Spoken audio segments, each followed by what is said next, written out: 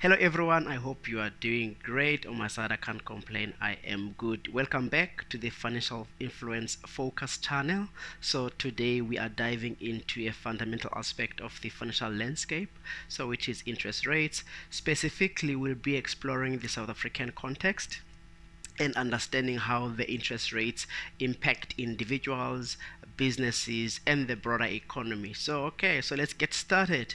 Allow me to say that interest rate play a crucial role in shaping the economic conditions. So in South Africa, the Reserve Bank sets the benchmark or an average interest rate, also known as the repo rate.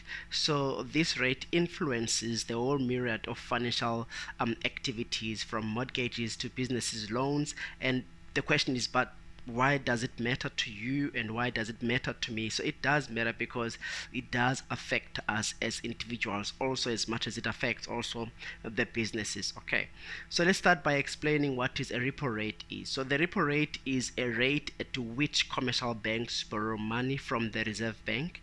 It serves as a tool to control inflation and stimulate or cool down the economic activity. So when the Reserve Bank adjusts the repo rate, it has a ripple effect on the entire financial system, all right? And that takes us to perhaps look into the impact on borrowing costs, right? So when the repo rate is lowered, borrowing becomes cheaper. So that means everyone now can be able to go and can afford to go and borrow and take out obligations, either take out mortgage bond or maybe go and buy a car, using a loan. So then that means becomes much more cheaper for everyone. On the other side, raising the repo rate makes borrowing more expensive because they raise the repo rate to curb the inflation, potentially slowing down the economic activity.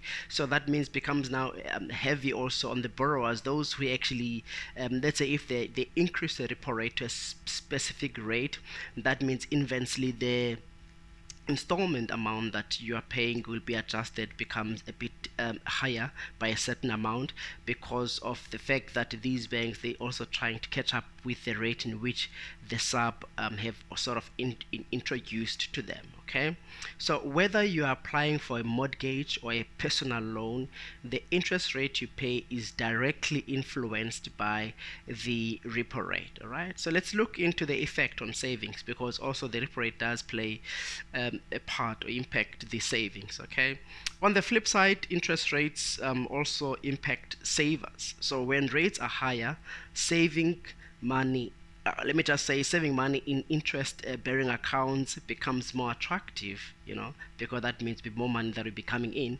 So it's more like a balancing act for individuals looking to maximize returns on their savings while considering the broader economic conditions. Moving swiftly to look into the currency and investment flows.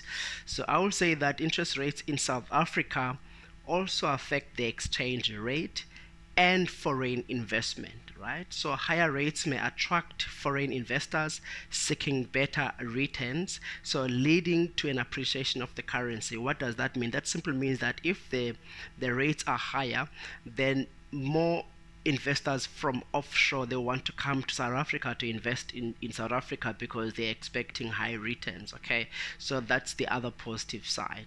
However, the low rates may discourage foreign investments but stimulate the exports on the other side.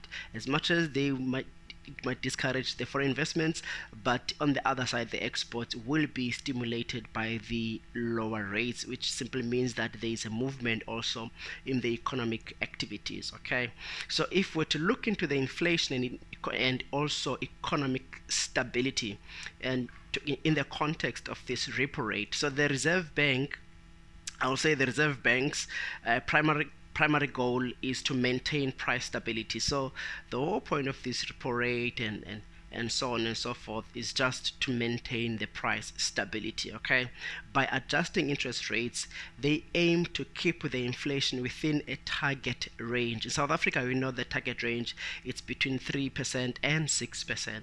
You remember that last year that the inflation jumped and hit around 7%, which was above the the target range. So hence we saw a couple of changes in the repo rate trying to curb the inflation rate, okay, because the target is between 3 and 6%. Once it's above, then they will make use of the monetary policy, which is the repo rate, okay.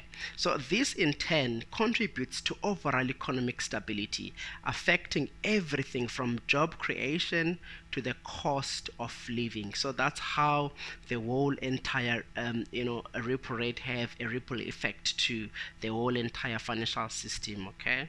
In conclusion, understanding the interest rates in South African context, it is important, especially if you want to make like informed financial decisions. You've got to have a clear understanding in the background of how they work, right? So whether you're a borrower, a saver, or investor, the ebb and inflow of interest rates shape the financial landscape. So if you found this video helpful, and don't forget to hit the like button and subscribe for more insight into the financial literacy and economic matters.